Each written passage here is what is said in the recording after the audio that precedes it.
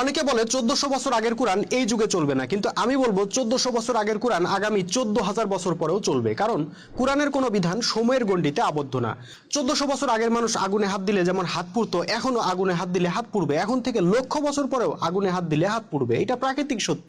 কোরআনের বিধানগুলো এমনই প্রাকৃতিক সত্যের মতো যেগুলো সময়ের সাথে সাথে পরিবর্তন হয় না।